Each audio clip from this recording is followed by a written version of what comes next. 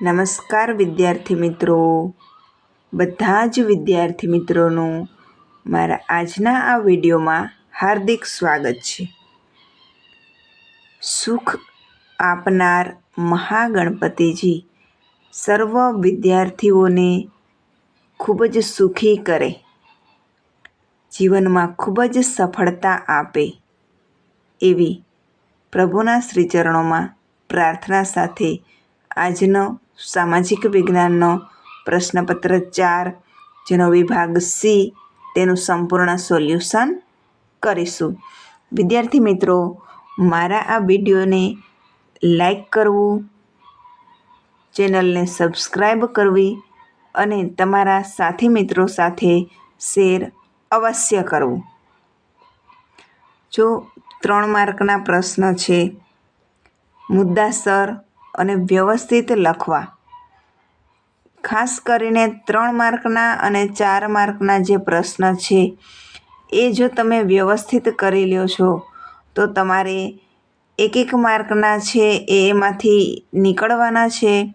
તો ખાસ ધ્યાન રાખવું અને જે મુદ્દાસર આપેલા જવાબ છે એ મુદ્દાસર જ લખવા, જેથી તમારે છે સામાજિક વિજ્ઞાનમાં છે એ સારા માર્ક્સ આવી શકે. ચાલો, પ્રશ્ન 38. દક્ષિણ ભારતની દ્રવિડ શૈલી વિશે ટૂંકમાં નોંધ લખો. સાતવાહન વંશના રાજાઓના સમય દરમિયાન ભારતની કૃષ્ણા નદી અને ગોદાવરી નદીના આસપાસના વિસ્તારમાં અનેક બૌદ્ધ સ્તૂપો બંધાયા હતા. આ સ્તૂપો અર્ધગોળાકાર, અંડાકાર અને ઘંટાકાર ટોચવાળા હતા. દ્રવિડ શૈલીના શ્રેષ્ઠ નમૂનાઓ પૈકી નાગાર્જુનકોંડાનો સ્તૂપ તથા અમરાવતીનો સ્તૂપ જાણીતા છે. ચોલ રાજવીઓના સમયગાળા દરમિયાન દ્રવિડ શૈલીની સ્થાપત્ય કલા ઉચ્ચ કક્ષાએ પહોંચી હતી. પ્રશ્ન 39. મોહેંજો-દડોની ગટર યોજના વિશે માહિતી આપો. ગટર યોજના આ નગર રચનાનું વિશિષ્ટ લક્ષણ હતું. આ યોજના સમકાલીન સભ્યતાઓમાં ભૂમધ્ય સમુદ્રના ક્રીટ ટાપુ સિવાય બીજે ક્યાંય જોવા મળતી નથી.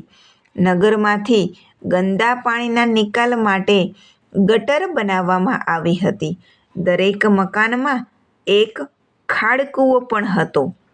આમ સુવ્યવસ્થિત ગટર યોજના માટે સુધરાય જેવી કોઈ કાર્યક્ષમ વ્યવસ્થા હશે અને તેઓ સ્વચ્છ અને આરોગ્યના ઊંચા ખ્યાલો ધરાવતા હોય તેમ મનાય છે.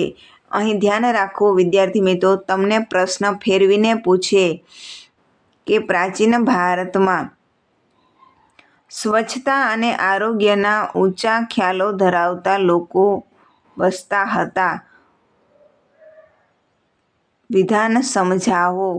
ત્યારે આ ગટર યોજના વિશે, મોહેંજો-દડોની ગટર યોજના વિશે તમારે લખવાનું થાય.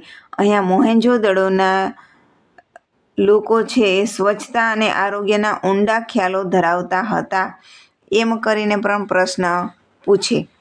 40. ભારતમાં વેદો કેટલા છે અને કયા કયા તે સમજાવો.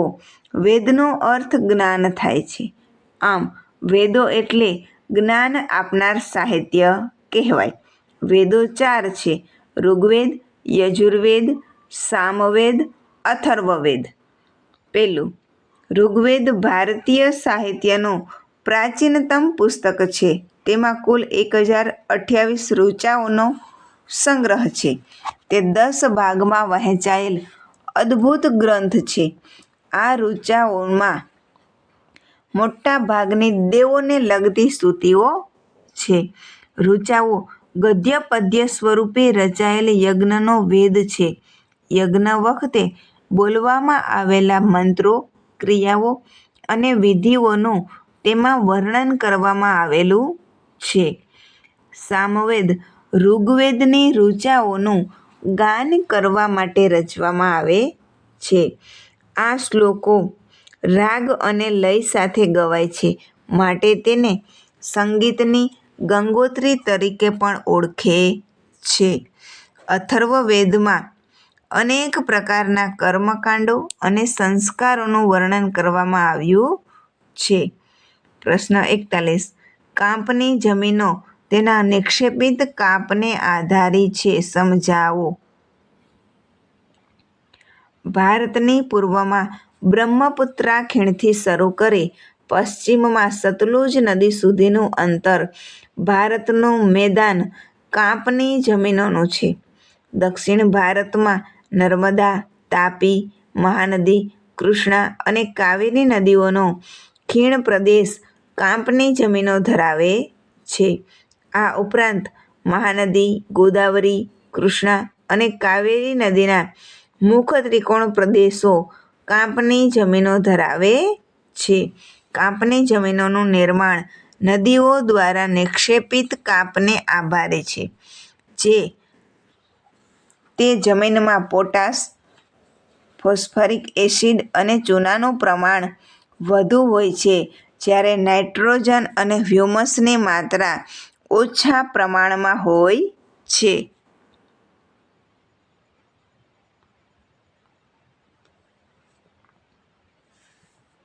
આમ, ભારતના કુલ ક્ષેત્રના લગભગ 43% ક્ષેત્રફળ કાંપની જમીન ધરાવે છે. પ્રશ્ન 42. સંસાધનો આપણને વિવિધ રીતે ઉપયોગી છે, સમજાવો. ખેતીથી ઉદ્યોગો સુધીની તમામ પ્રવૃત્તિઓ છેવટે પ્રત્યક્ષ કે પરોક્ષ રીતે કુદરતી સંસાધનો પર અવલંબે છે, એટલે કે આધારિત છે. તે દેશના અર્થતંત્રની કરોડરજ્જુ છે અને તે લોકોની આર્થિક શક્તિ અને સમૃદ્ધિના આધારસ્તંભો છે. તે માનવ જીવનના દરેક તબક્કે કોઈને કોઈ ભૂમિકા વિશે તે આપણું ધ્યાન કેન્દ્રિત કરે છે. વિવિધ ચીજો અને કાચી ખનિજો વગેરે દ્વારા અનેક ઉદ્યોગો માટે કાચા માલના સ્ત્રોત તરીકે ઉપયોગી છે. તે માનવીની ખોરાકની જરૂરિયાતો પૂરી પાડે છે. તે સૂર્યપ્રકાશ, પવન, ગતિશીલ પાણી વગેરે દ્વારા ઉર્જાની પ્રાપ્તિ માટે ઉપયોગી છે. કોલસો, પેટ્રોલિયમ અને કુદરતી વાયુ વગેરે ઇંધણ તરીકે ઉદ્યોગો અને ઘર વપરાશમાં બળતણ તરીકે શક્તિના સંસાધનો ઉપયોગી બને છે. પ્રશ્ન 43. ખાનગીકરણના લાભ જણાવો. ખાનગીકરણના જાહેર સાહસોની માલિકી કે સંચાલન સરકાર હસ્તક હોય તે ખાનગી ક્ષેત્રને સોંપવામાં આવે છે. ખાનગીકરણ અપનાવવાથી નીચેના લાભો થાય છે. ખાનગીકરણની નીતિથી દેશમાં ઉદ્યોગ ક્ષેત્રે ઉત્પાદનમાં કરાતા એકમોની સંખ્યામાં વધારો થાય છે. ખાનગીકરણની નીતિથી મૂડીગત અને વપરાશી વસ્તુઓના કુલ ઉત્પાદનમાં વધારો થાય છે. ખાનગીકરણની નીતિથી જાહેર સાહસોની કાર્યક્ષમતામાં વધારો થાય છે. પ્રશ્ન 44. ગ્રાહકોનું શોષણ થવાના કારણો જણાવો. પહેલું, ગ્રાહક પોતે જવાબદાર. ગ્રાહકની અજ્ઞાનતા, જાગૃતિનો અભાવ, નિરક્ષરતા, સંગઠનનો અભાવ, નુકસાન કે શોષણ સામે કાયદાકીય લડત આપવાની તૈયારી કે પ્રવૃત્તિનો અભાવ કે તે સંબંધી જાણકારીનો અભાવ વગેરે શોષણ માટે જવાબદાર છે. આથી વેપારીઓ, ઉત્પાદકો, યોજકો દ્વારા ગ્રાહકોનું શોષણ કરી ગેરલાભ લેવામાં આવે છે. બીજું, મર્યાદિત માહિતી. મૂડીવાદી અર્થતંત્રમાં ઉપભોક્તાવાદી વિચારોવાળા નિર્માતા કે વિક્રેતા કોઈપણ વસ્તુ કે સેવા ગમે તેટલા જથ્થાનું ઉત્પાદન કે વેચાણ કરવા સ્વતંત્ર હોય છે. તે વસ્તુઓના ઉત્પાદનના માપદંડો, ભાવો અને ગુણવત્તા નિયંત્રણ માટે કોઈ ખાસ નિયમો ન હોવાથી તેમજ જ્યાં નિયમો છે ત્યાં હકપણે નિયમોનું પાલન થતું નથી. આવી સ્થિતિમાં ગ્રાહકને ચીજવસ્તુના ઉપયોગ અંગે સાચી જાણકારી, માહિતી કે જ્ઞાનનો અભાવ, વપરાશ સંબંધી યોગ્ય તાલીમનો અભાવ, ગુણવત્તાની જાળવણી અને ઉપયોગની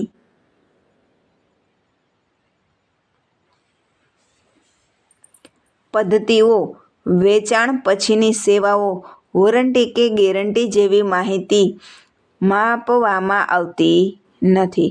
ગ્રાહક સાચી ખરીદીમાં જ સમજદારીના અભાવે ભૂલ કરે છે. મર્યાદિત પુરવઠો: વેપારી ઉત્પાદકો દ્વારા સંગ્રહખોરી, સટ્ટાખોરી દ્વારા કે કુદરતી આફતોને કારણે વસ્તુની માંગ અછત સર્જાય છે. આવી સ્થિતિમાં ગ્રાહક પાસેથી વધુ ભાવો મેળવીને ગેરલાભ ઉઠાવાય છે. આમ, બજારમાં વસ્તુના અપૂરતા પુરવઠાને કારણે પણ ગ્રાહકોનું શોષણ થાય છે. ચોથું, મર્યાદિત હરીફાઈ: બજારમાં કોઈ એક જ ઉત્પાદક કે ઉત્પાદક સમૂહ કોઈ વસ્તુ કે સેવાના ઉત્પાદનમાં કે વહેંચણીમાં પોતાનો અધિકાર એટલે કે ઇજારાશાહી ભોગવતો હોય છે. આવા સંજોગોમાં બજારમાં અન્ય વિકલ્પો ન હોવાથી ગ્રાહકોનું શોષણ વિવિધ પ્રકારે થવા સંભવ છે. ઘણીવાર ખામીયુક્ત સેવા કે હલકો માલસામાન આપીને પણ ઉત્પાદકો ગ્રાહકોનું શોષણ કરે છે. પ્રશ્ન 45 એ પહેલાં, વિદ્યાર્થી મિત્રો, મારા આ વિડીયોને લાઈક કરજો, ચેનલને સબસ્ક્રાઈબ કરજો અને તમારા સાથી મિત્રોને અવશ્ય શેર કરજો અને તમારો અભિપ્રાય પણ અવશ્ય કમેન્ટમાં જણાવવો. પ્રશ્ન 45, ફરિયાદ કોણ કરી શકે તથા ફરિયાદમાં સમાવિષ્ટ વિગતો જણાવો.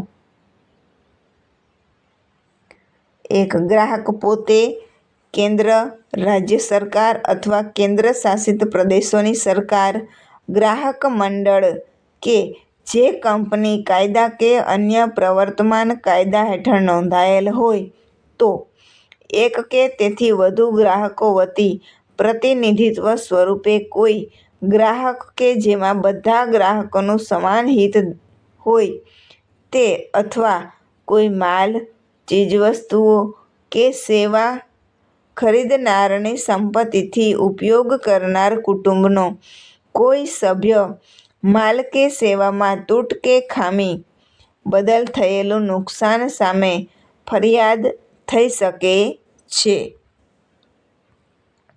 જો ઉત્પાદક કે વિક્રેતા ગ્રાહકની સાચી, યોગ્ય અને સ્પષ્ટ ફરિયાદના કોઈ નિરાકરણ માટે પહેલ ન બતાવે કે તૈયારી ન બતાવે ત્યારે ભોગ બનનાર ગ્રાહક કે તેના કુટુંબના સભ્યો દ્વારા સ્થાનિક જિલ્લા ફોરમ, રાજ્ય કમિશન, રાષ્ટ્રીય કમિશનમાં કેસ ચલાવીને સ્થાનિક પુરવઠા કચેરી, તોલમાપ, વિજ્ઞાન અને ગ્રાહક કચેરી, ગ્રાહક મંડળો, કલેક્ટર કચેરીમાં ફરિયાદ કરી જ્યારે માલ કે સેવામાં ત્રુટિ કે ખામી જણાય ત્યારે અથવા કરાર હેઠળ કે કાયદા હેઠળ જેનું પાલન કરવું જરૂરી હોય તે કાર્ય કરવાની રીતમાં રહેલી અપૂર્ણ કે ખામીને સેવાના બદલામાં ગણાય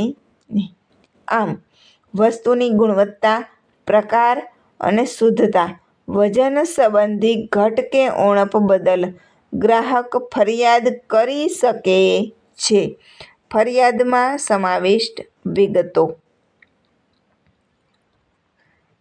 ફરિયાદ કરતી વખતે નીચેની વિગતો સામેલ કરવી જોઈએ.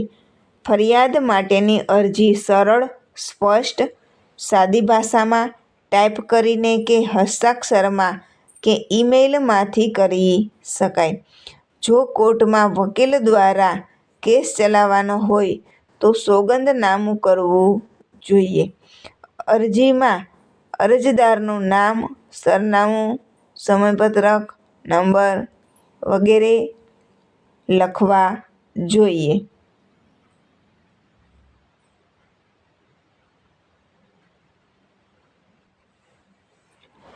ફરિયાદીનું વિગતપૂર્ણ વર્ણન, ફરિયાદ માટેના કારણો સ્પષ્ટ લખેલા હોવા જોઈએ. આરોપ સંદર્ભમાં જે કોઈ આધાર પુરાવા કે દસ્તાવેજો હોય તો બધાની પ્રમાણિત નકલો સાથે સામેલ કરવી જોઈએ. બિલની કાચી કે પાકી રસીદ સામેલ કરવી. જો ચેક દ્વારા ચૂકવણી કરી હોય તો તેનું અળધિયું કે ચેકની વિગત લખવી જોઈએ. વિક્રેતાએ કરેલી શરતો, જાહેર ખબરની નકલ, પેમ્ફલેટ કે પોસ્ટકાર્ડની નકલ સામેલ કરવી જોઈએ. પ્રશ્ન 46. ભારત સરકારની મહિલા કલ્યાણકારી યોજનાની ક્રમિક રીતે જણાવો. ભારતમાં મહિલાઓને સમાજમાં સમાન દરજ્જો, શિક્ષણ, સલામતી અને મૂળભૂત સ્વતંત્રતા મળે તે માટે 1980થી મહિલાઓને અલગ જૂથ માની તેમના વિકાસ માટે અનેક યોજનાઓ કાર્યક્રમમાં અમલમાં મુકાયા છે. 1992માં રાષ્ટ્રીય મહિલા આયોગની રચના કરવામાં આવી હતી. 2001ની મહિલા સશક્તિકરણ રાષ્ટ્રીય નીતિ પ્રમાણે મહિલા અને બાળ વિકાસ વિભાગ દ્વારા સામર્થ્ય નિર્માણ, રોજગાર, આર્થિક સંવેદનશીલતાના ક્ષેત્રોમાં વિવિધ કામગીરી કરવામાં આવે છે. 1975ના વર્ષને યુનાઇટેડ નેશન્સે મહિલા વર્ષ અને 1975થી 1985ના દશકાને મહિલા દશકા તરીકે જાહેર કર્યો હતો. 2002ના વર્ષને મહિલા સશક્તિકરણ વર્ષ તરીકે ઉજવવામાં આવે છે. અહીંયા 3 મુદ્દા છે, ખાસ ધ્યાન રાખવા કે મહિલા વર્ષની શરૂઆત છે એ ક્યારથી કરવામાં આવે છે, દશકા પૂછે તો કયો દશકો આવે છે અને મહિલા સશક્તિકરણ વિશે પૂછે તો 2002. કુટુંબની માલ મિલકતમાં મહિલાને સમાન હિસ્સો પ્રાપ્ત થાય તે માટે કાયદામાં સુધારો કરવામાં આવે છે.